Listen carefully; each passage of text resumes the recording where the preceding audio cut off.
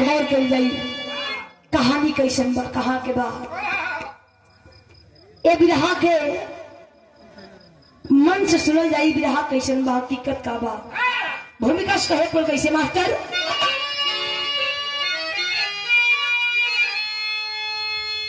बेटी में होती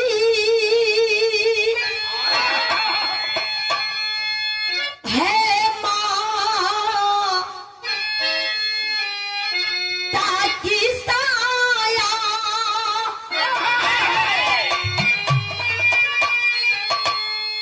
गृह लक्ष्मी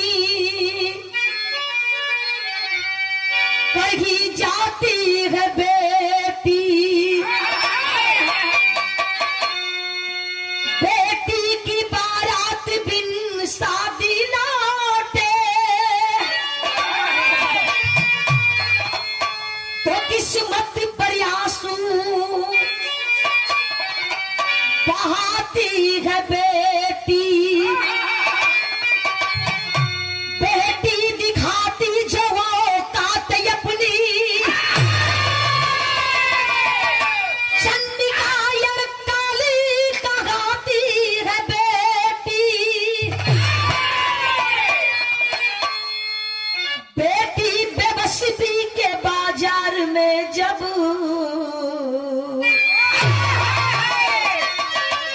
तो कोठे पर ठुमका लगाती है बेटी।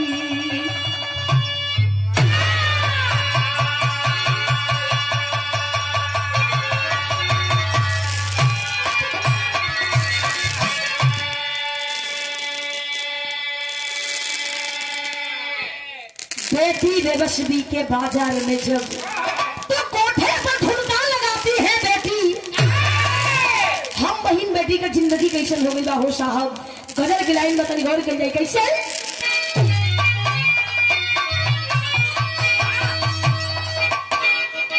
बहुत अच्छे।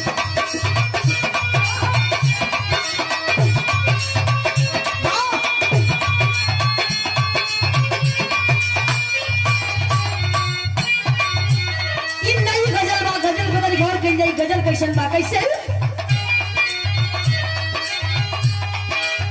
नजर में सौखी हसीन वो पर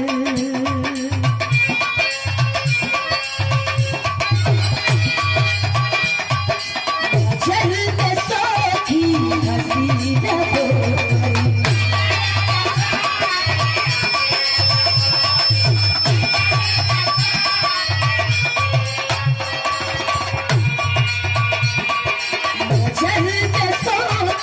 हसी पर अभी ये उल्फत नहीं गई है।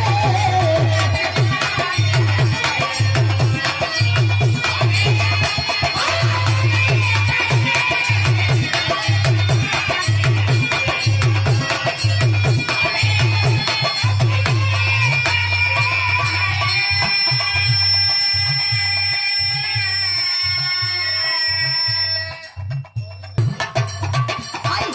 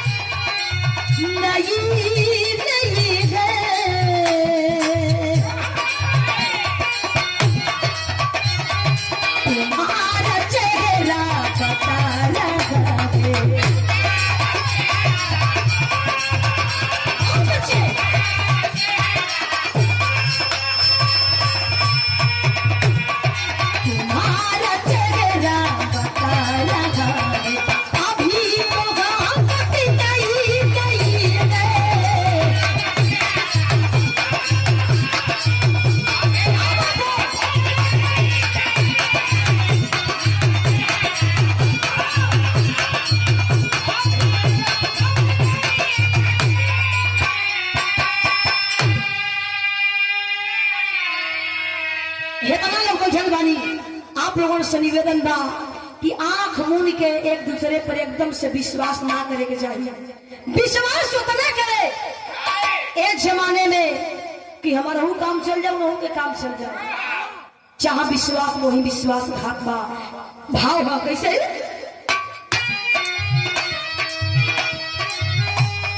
हम सब ने माना विश्वास करके,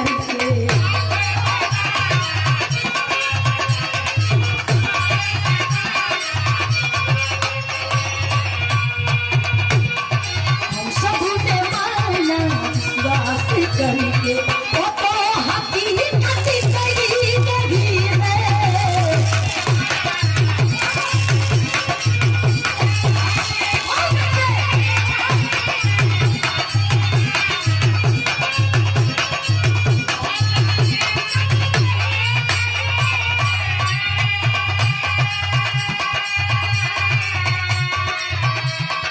हम सब ने माना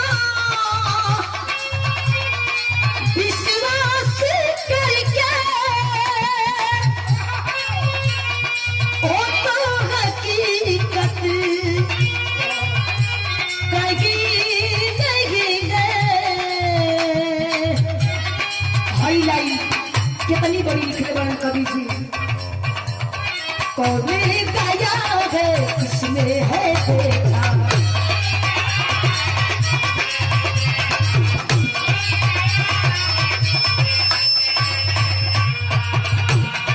कौन गाया है किसने है देखा, लड़की और जन्नत कहीं कहीं है।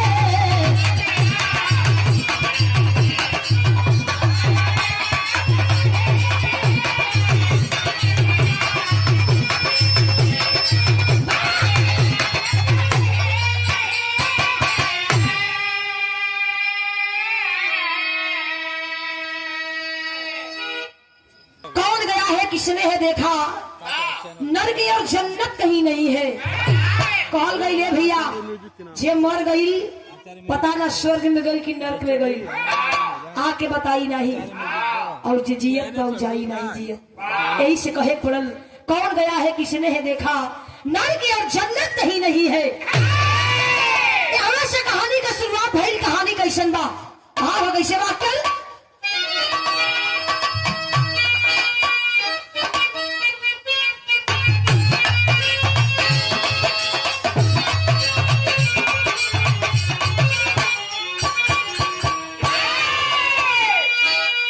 बेंगलोर शहर के अंदर माधव खत्री का घराना, उर्वशी मालती पत्नी मोहन सुख सुघर सयाना।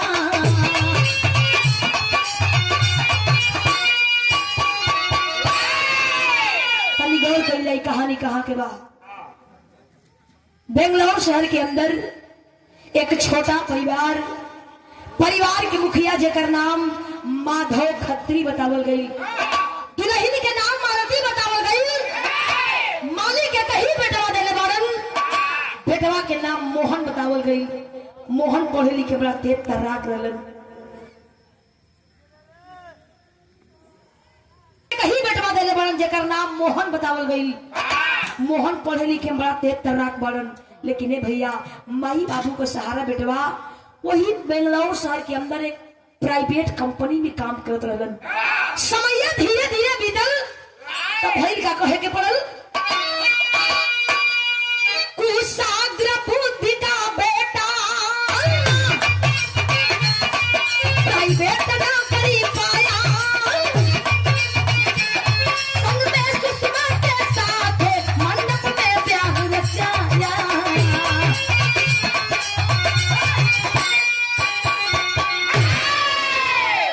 माई बाबू अपने बेटवा मोहन के कुछ दिन भीतर बियाह कैलन ह। जौना दुल्हन के नाम सुषमा बतावल गई, वही बेंगलोर के रहे वाली ही रहे। बड़ी खूबसूरत बड़ी व्यवहारिक रहे। दुल्हन बन के सुषमा घर के अंदर रही है। खुशी खुशी जिंदगी व्यतीत होत बा। माई बाबू इतना खुश बारन। समैया सदिया के मात्र 15 दिन बीतल। मोहन जौना प्राइवेट कंपनी में काम करत रहलन। उहे कंपनी 1 महीना के लिए मुंबई भेज देलस। जब मोहन मुंबई चलन ने भैया, मोहन मुंबई चलन, माई अलग रोवत बा, बाबू अलग रोवत बाड़न, दुल्हन सुषमा अलग रोवत बा। कलश के बारे नसीब हमार अब इन सदिया के मात्र 15 दिन नहीं बीतल।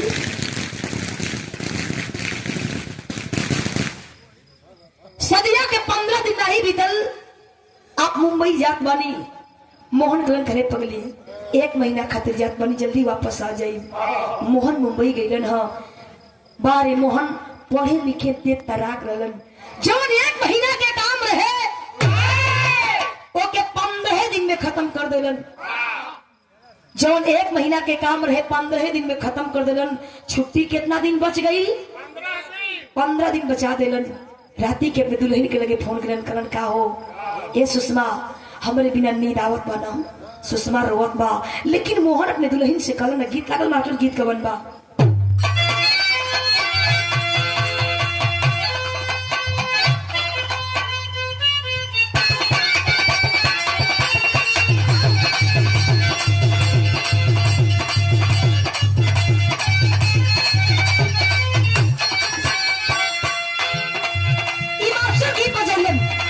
कोनो लड़की अब लड़का से कहे लगा कलश के हो, बहुत निहारत हुआ और हरी हरी हरी लागे लू, सोना सड़िया में परी लागे लू।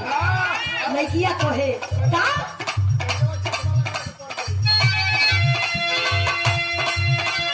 देखे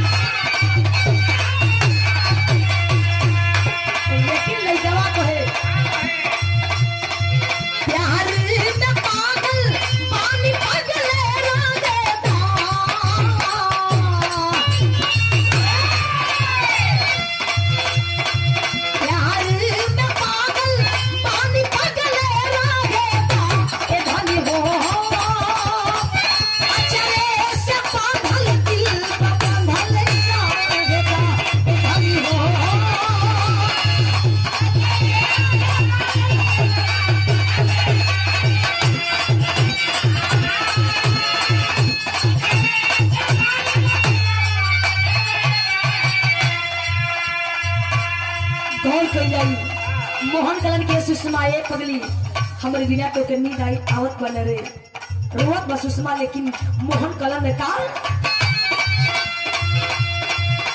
सोचेलू दूर राह के,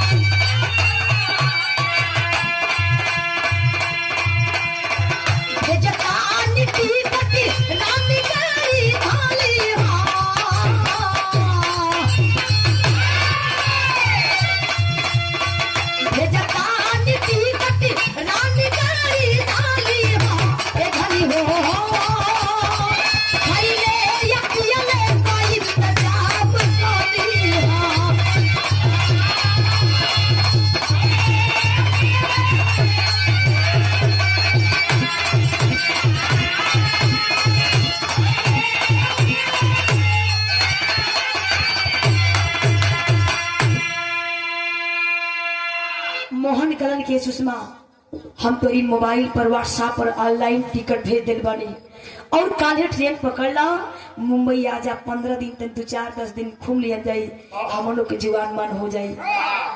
सुषमा बड़ी खुश भई कलश बारे मालिक ऐसा पति सबके दे कैसो कैसे सुबह भइल सुषमा के नींद नहीं आवत बा सुबह भइल भागल गई अपने ससुर से जाके माधव खतरीस कहे लगल कि बाबूजी आप बेटवा देखी ना टिकट भेज दिल बारन हमें मुंबई बुला रहे बारन परिवार के लोग कहल गया बिटिया जा घूमना तोरे जीवन मन हो जाई अब इन सदिया के क दिन भीतर बा तू जा तू दुल्हन बड़ुए बेटी तू जा।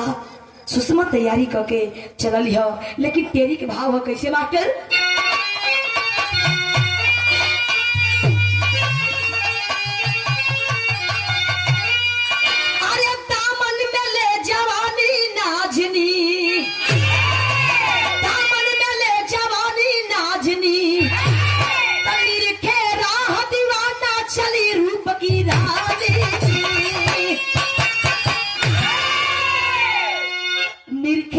दीवाना चली रूप की रानी दामन में ले जवानी नाजनी।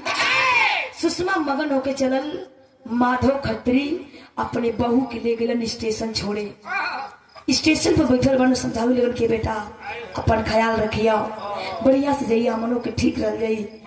ट्रेन आई ले जाके माधव खत्री ओकर सीट पर बैठौलन सुषमा चलल बहुत खुश बा बहुत मगन बा बड़ी खूबसूरत रहे पढ़ल लिखल रहे। ट्रेन में बैठ के अपने सीट पर जब चलल जब ट्रेन वहां चलल हो भैया कुछ दूर जाते जाते उसी ही बोगी में एक सुंदर नौजवान आकर के उसी ट्रेन में उसी ही बोगी में सामने वाली सीट पर बैठा और सुषमा भी अपना मोबाइल चला रही है और नौजवान भी अपना मोबाइल चला रहा है लेकिन भाई का कहीं पर विदेशिया के भाव हो।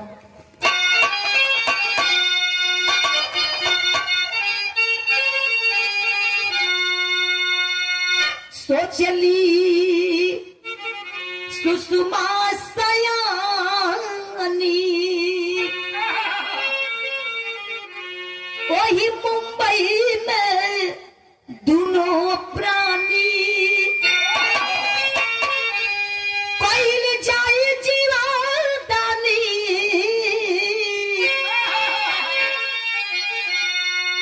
माई के दर्शनमा कलश की जाइब ना तो अपनी सैया के लेके पहला वही जीवदानी माई के दर्शन करे जाइब। मनवा में सोचे तो मोबाइल चलाओ तो मुस्कुरात बा। कुछ दूर जाते जाते वो नौजवान बोला कि मैडम आपको कहाँ तक जाना है कहाँ जाएंगे। सुषमा बोली हमें मुंबई तक जाना है। वो नौजवान भी बोला हमें भी मुंबई तक जाना है। बात विचार होने लागल पहले बतौली जहाँ विश्वास बा वही विश्वासघात बा। बात विचार होने लागल लेकिन भइल का कहे के पड़ल होवे लागल बात फिर विश्वासघात भइल बेहोशी के दवाई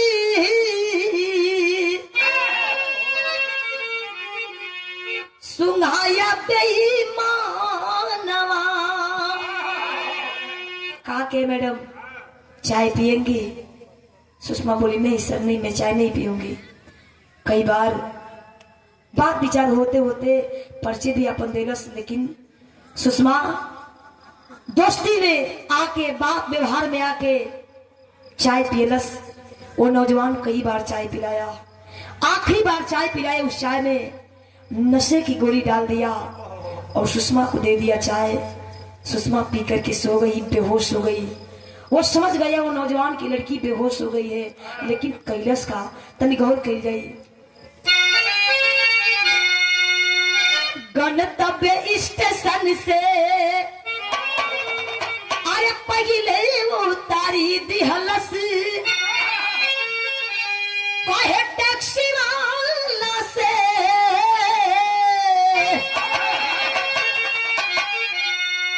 बीमारी मोरी जनवा। बारे वक्त गद्दार वो बेईमान समझ गया कि लड़की बेहोश हो गई है। मुंबई से पहले ही लेकर के उतर गया एक स्टेशन पर।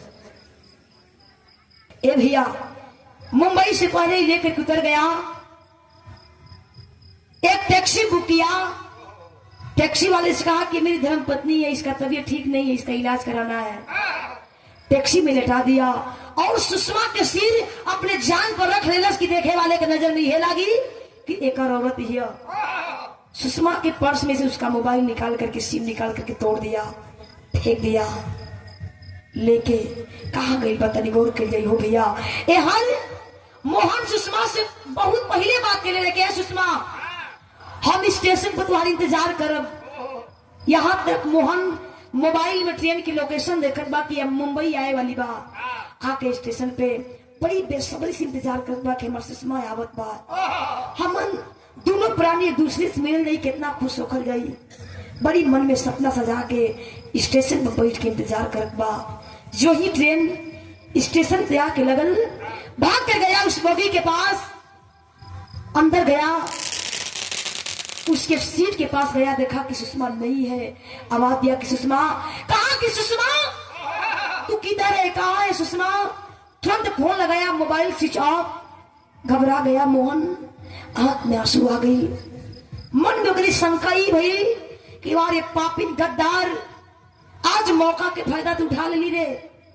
हमारे संग तू धोखा कैली, हमारे परिवार के संग धोखा कैली। पूरी बोगी में ढूंढा, सुषमा पता नहीं लगल, कहीं लगल कि हमें छोड़ के दूसरा के संग फरार हो गई। गया लाचार होकर के एक थाने पर गया, जाकर के दरोगा जी से कंप्लेन किया। कहा कि साहब मेरी धर्म पत्नी सुषमा हमसे मिलने मुंबई आ रही थी ट्रेन से, इस वक्त उसका मोबाइल स्विच ऑफ है, न जाने कहाँ उतर गई, उसका पता नहीं चल रहा है साहब। साहब बोले बेटा रो मत, अगर कोई जानकारी मिलेगी तो हम लोग फोन कर देंगे, जाओ। निराश होके चलल, कहाँ चैन मिलत बा।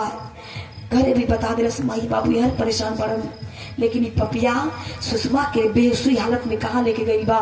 गीत लगल मास्टर, गीत कवन बा।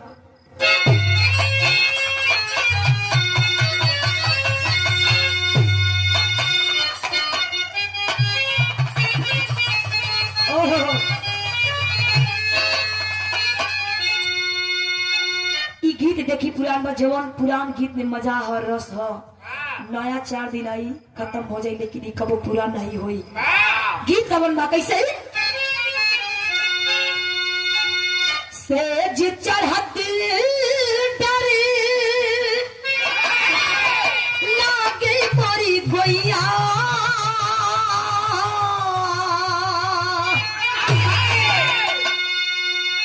गीत से बढ़िया भाव में कभी जी निकला ना सुषमा के लेके कहाँ गई बा। कैसे, बाझ के चंगुल में अरे फसल चिड़ैया,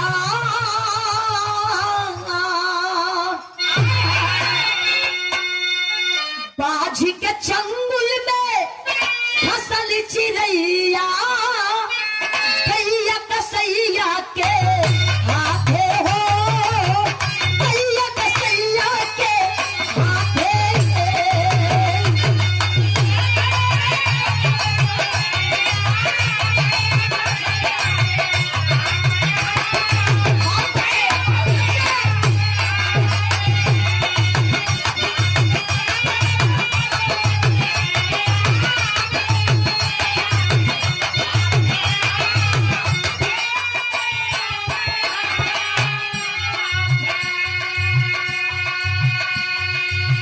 पपिया कहाँ लेके गई हो भैया। वो बेहोशी हालत में सुषमा मासूम, वो का चेहरा इतना मासूम, व्यवहारिक, पढ़ल लिखल, सुंदर, कहाँ लेके गई बा। कैसे, बेस्या के घरे बेचा 40,000 में ले गया, एक बहुत बड़ा शहर कोठे पर लेके गया। कोठे की मालकिन जिसका नाम चंपाबाई बताया गया, ले गया कोठे पर, ले जाकर के सुषमा को 40,000 में सौदा कर दिया। वो चंपाबाई कोठे की मालकिन लड़की को देख करके कहती, वाह इतनी सुंदर लड़की आज तक मेरे कोठे पर नहीं आई थी। कैलाश का कहे के पड़ल, लगाई चंपा देह के व्यापार में।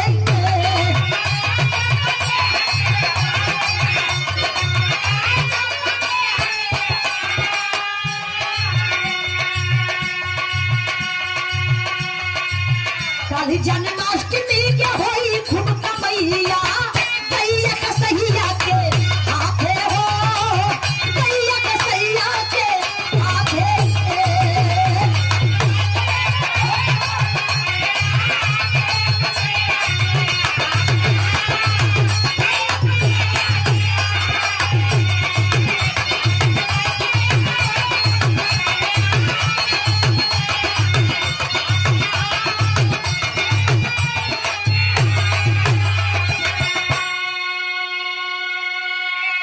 चंपाबाई अपने मन में सोचने लगी कि ये लड़की इतनी खूबसूरत है, और खास करके कल बहुत बड़ा त्योहार है कृष्ण जन्माष्टमी, और हर साल उस त्योहार पर इस कोठे पर बहुत बड़ा ग्राहक आता है, हर साल नई लड़की से मुलाकात करता है। अब की बार इस कोठे पर इस लड़की को पा करके मुझे मालो माल कर देगा। वो तो नहीं देर में सुषमा को होश आई, अचानक उठ के बैठल, अगल बगल देखे लगल, बगलिया में चंपाबाई कलश की माँ, मैं कहाँ आ गई माँ, ये कौन सा जगह है? गनगन गनगन का पत बा। सुषमा कलश माँ, मैं तो ट्रेन में थी, मुझे कौन लेकर के आया, ये जगह कौन सा है माँ, मेरा मोबाइल कहाँ है? सुषमा रोवत बाखिया लाल हो गई बा। चंपाबाई कहती, लड़की की आवाज कितनी मीठी है, ऐ लड़की तुम्हारा नाम क्या? कलश माँ मैं बता दूंगी, लेकिन बता मैं कहाँ है, मुझे कौन लेकर के आया? वो चंपाबाई कहते रहे, लड़की ये कोठा है, कोठा, तू कोठे पर आई है। कलेजा कांप गई हो भैया सुषमा के, पैरवा पकड़ के गनगन गनगन रोवत बा। कलश माँ कापत बा। कलश माँ मैं उस खानदान की बेटी नहीं हूँ जो तू समझ रही है, मुझे जाने दे माँ, मुझे कौन लेकर गया नहीं पता, कितना पैसा तू उसे दी नहीं पता माँ, लेकिन जितना तुम्हें पैसा चाहिए मैं दिलवा दूंगी, लेकिन एक बार मुझे मेरे पति से बात करा दे। बात करके बात करती है लड़की, सुन रो मत, नाटक मत कर, हाथ मुंह धो ले, खाना खा ले, और कल के लिए तैयार हो जा। कल इस कोठे पर बहुत बड़ा ग्राहक आएगा जो तुम्हें पा करके मुझे भी पैसा देगा और तुम्हें भी पैसा देगा। कलश माँ नहीं चाहिए ऐसा पैसा, मुझे ऐसी जिंदगी नहीं चाहिए। पैरवा पकड़ के रोवत, कई बार वो चंपाबाई झापड़ मारती है, लेकिन जिद करत बस सुषमा माँ मत जाने दे, लेकिन एक बार मुझे मेरे पति से बात करा दे। वो चंपाबाई कहती है, गीत लगल, गीत का बनबा।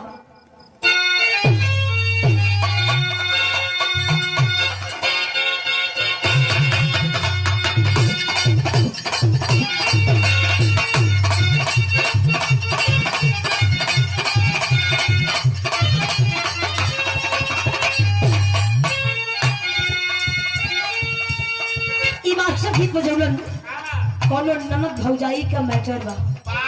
भौजैया कहती अपनी ननद से, का अंगूरी पे कसली दिया नगनिया हो,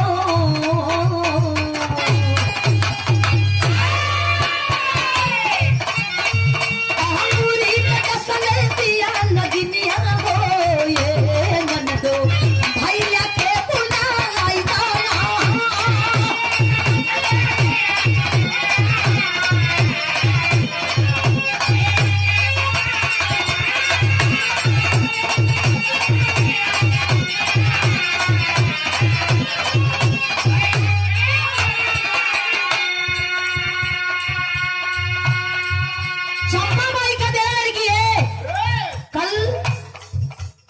जन्माष्टमी के दिन करीब रात को 8 बजे 8:30 बजे इस कोठे पर मेरा ग्राहक आएगा और तू उसे खुश कर देना।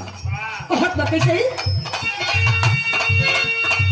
कॉल हुए उतर जाई न धनिया हो, ये बबली रो पति खाई जाना।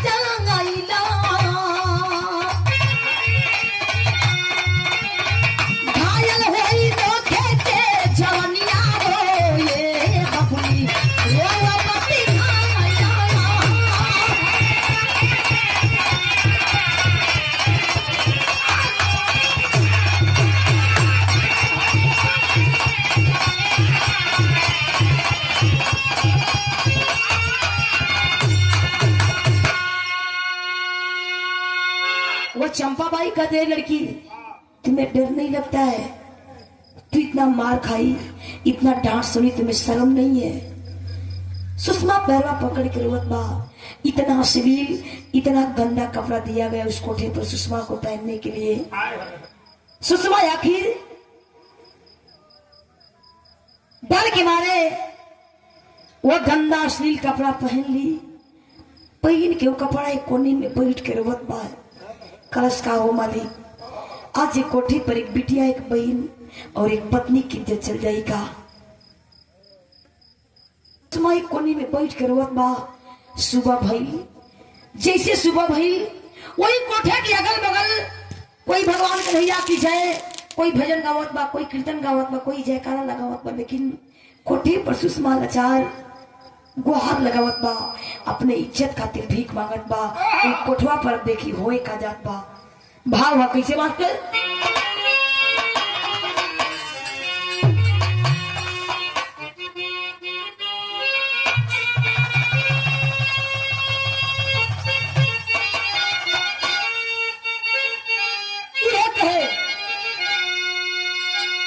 रोवेली सुषमा काटा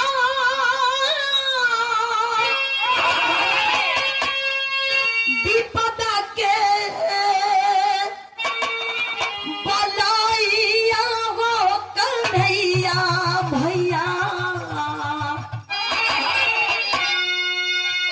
तुझे नाही कावा दो उपाइया हो कन्हैया भैया।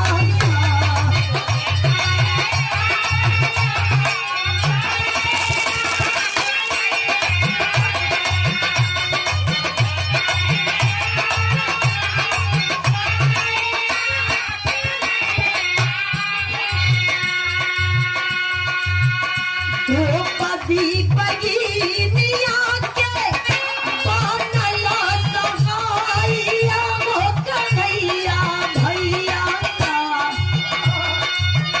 बिगड़ल हमारो समाइया हो कन्हैया भैया।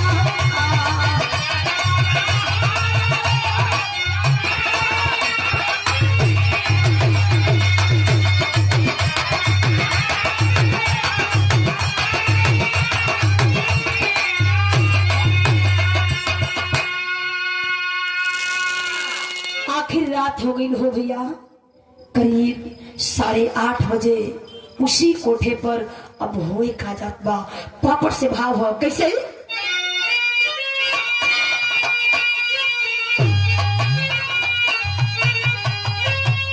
श्री कृष्ण जन्माष्टमी की रातिया मतिया मारल बा। हवस पुजारी पहुंचा ले दौलतिया मतिया मारल बा।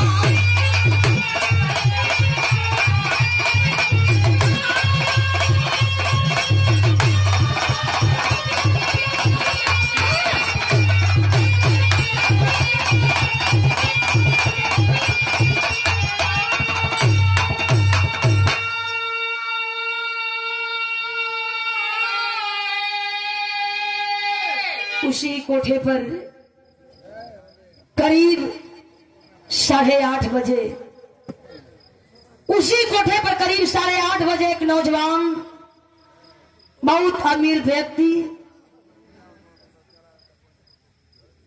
4 व्हीलर गाड़ी लेकर आया, पैसा लेकर गया, सूट बूट में गया, ले जाकर कितना पैसा उस कोठे की मालकिन चंपाबाई को दे दिया।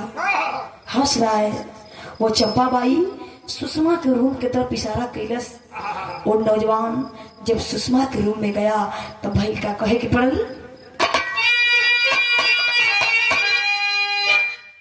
सुषमा की कोठरी के अंदर किया प्रवेश नारी हो, पर्दे के आने से सुषमा अरे ग्राहक को निगारी हो।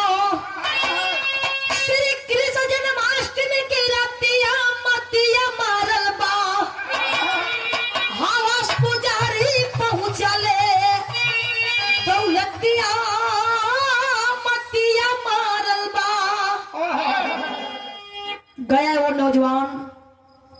सुषमा के रूम में सुषमा घूंघट में वो अश्लील गंदा कपड़ा पहन के एक कोने में बैठल बा फर्श पे।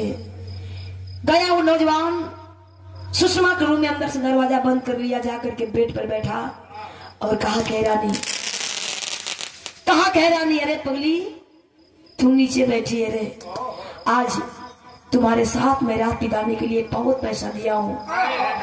सुषमा वो घूंघट में से निहारत बा, आंखें लाल हो गई बा, मुंह सुखा गई बा। धीरे धीरे उस नौजवान के पास गई, पैरवा पकड़लस, कहा कि तू क्या कर रही है, आकर के बेड पर बैठ जा। पैरवा पकड़ के हिचक हिचक रोवत बा, टाइट करके आवाज दिया, अरे लड़की ये क्या कर रही है, क्यों रो रही है, कितना पैसा तुम्हें चाहिए बता, मैं तुम्हें पैसा दूंगा, जितना कहा जाए इतना तू काम कर। पैरवा पकड़ के रोवत बा, एगो बात कर बा, कितनी बड़ी बात बोलल बा। आधा के लाइन में कहे पर कैसे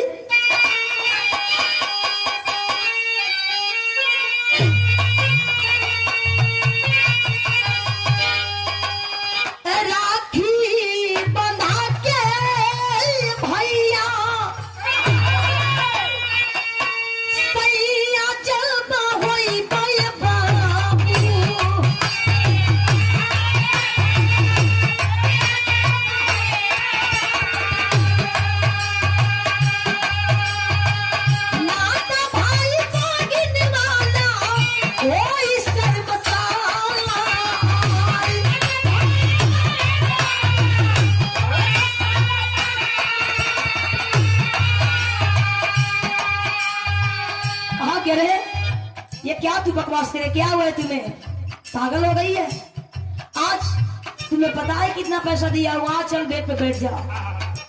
खरस मैं तो बैठ जाऊंगी साहब, जो आपको करना है कर लीजिए, मैं नहीं रोकूंगी, लेकिन एक बार हमार बतिया सुन लिए साहब। पैरवा पकड़लस, कस काहे नहीं रो रही है बता, कोई घूंघट में से निहारत बा, पैरवा छोड़त नहीं के।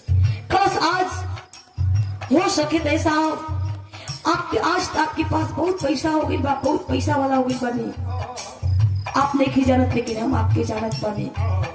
कहा कि तुम्हें पता है आज इस कोठे पर तुमसे पहली बार मिला हूं, तुम मुझे जानती है। कस काहे ना जाना साहब, काहे ना जाना, आज तू कोठा पाई बड़ा, हम नसीब बनौले बने। कहत बा कैसे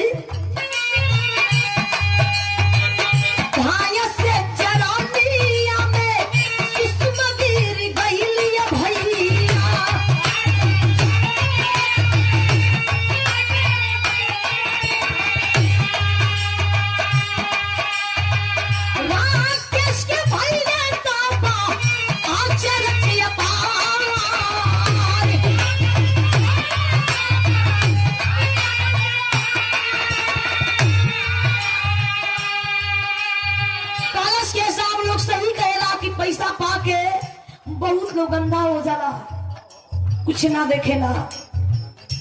आज एक कोठवा पाई वाला ना पूछत ना हुआ, तू हमें जानती है, काहे ना जानब हो, तुम्हार नाम राकेश बा, और जो ना हाथ से कोठा पर तू पैसा देने वाला ना, यही हाथ में एक दिन हम राखी बने तो के नहीं मालूम। अब क्या करे लड़की, इस कोठे पर मैं तुझसे पहली बार मिला हूं, तू मेरा नाम जानती है, दौड़ कर गया, सुषमा पास घूंघट हटाया, कहा करे, एकदम आंख में आंसू, अवाक, चेहरा लाल, दूर जाके खड़ा हो गई। कस के भी बाप, ये कोठा पर बहुत बड़ा पाप कर जाता है, आज एक भाई बहन के रिश्ता मट्टी में मिल जाता, बहन पपक के रोवत भाई भैया, हिचक हिचक के रोवत अपने भाई के देखलस, राकेश भी रोना, दौड़ के आंख बाहर अखबारी पकड़ के रोवे लागल। कलश की रे बहन, हम कैसे ना भागा भाई बानी रे, ये कोठा पर आज अपने बहन के साथ रात बितावे के लिए पैसा दे ली। कस दीदी रो मत, आवाज बाहर तक ना जा पाए, अगर कोई जान लेगा, कोई जान जाएगा, हम दोनों भाई बहन हैं, तो इस कोठा से लोग बाहर नहीं निकल पाएंगे। रो मत, वो कहाँ रोका, अपने भाई के देख के पकड़ के रोवत बा।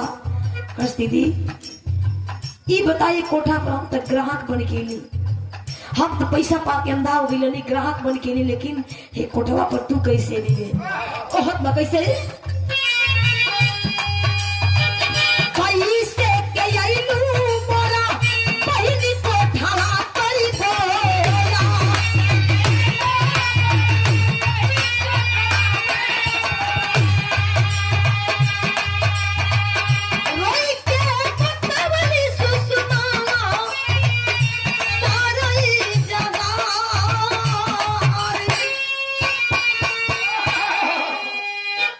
बाबू ये न जनरल चार्ज बड़े कोठा पर कैसे अली तुम्हार जीजा मोहन हमें टिकट भेजल हम ट्रेन से मुंबई जात रही मेरे जीजा के पास हम अकेले रही हो बाबू।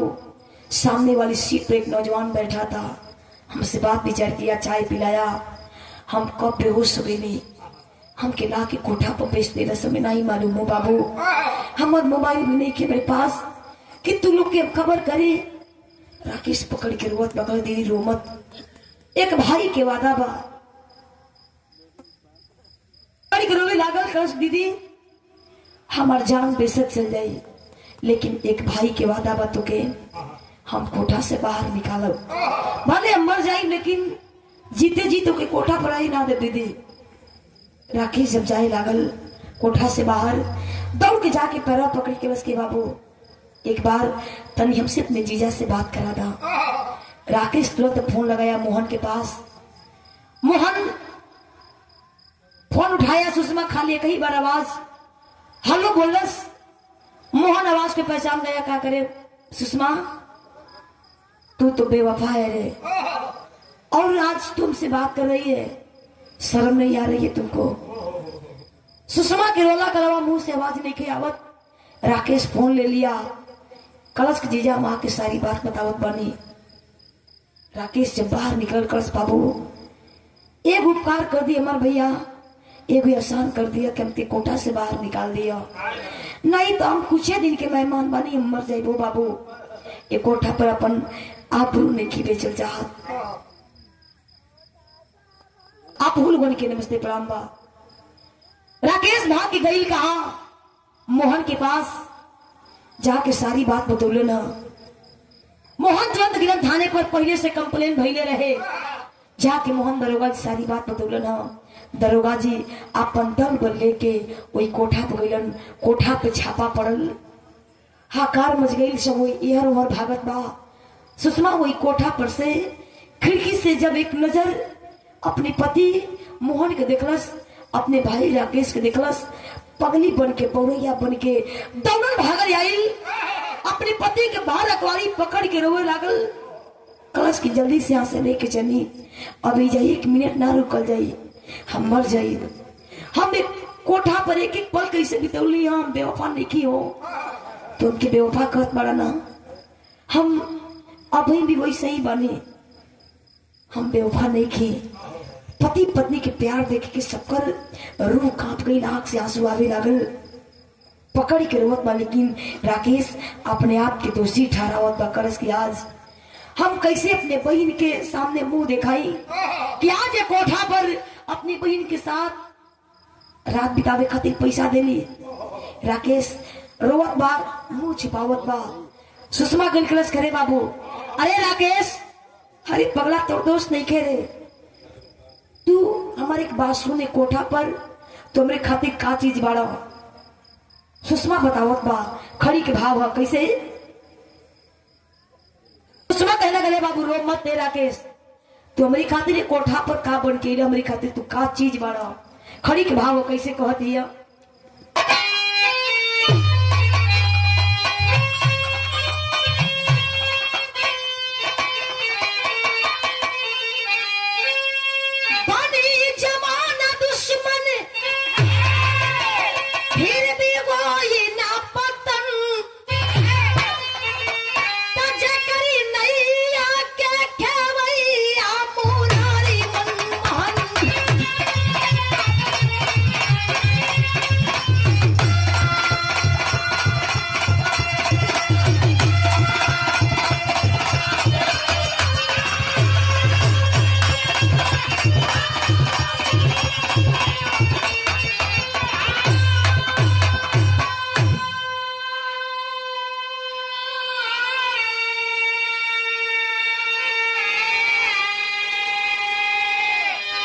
पगला काहे रोवत बड़े रे? आज ये कोठा पर नहीं खाती का चीज बात होते नहीं खाया सांस। ये कोठा पर बाबू आज तू नहीं आयल होते तो हम दूसरा के शिकार बनल होते। तू हमारी खातिर भगवान बाड़ा, आज तू हमारी इज्जत बचा ले रही बाबू।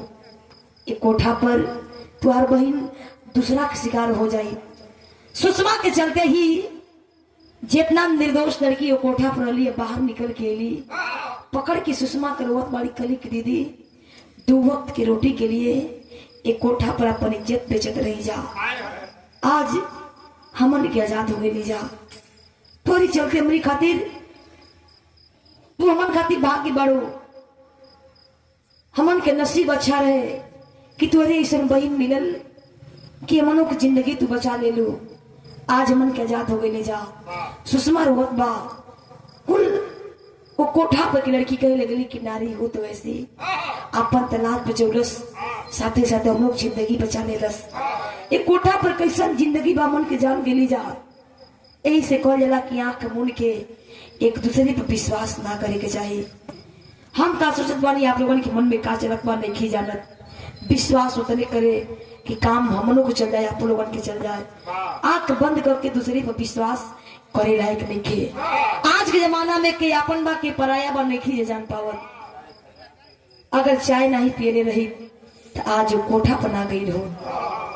आखिरी भाव कैसे है मास्टर?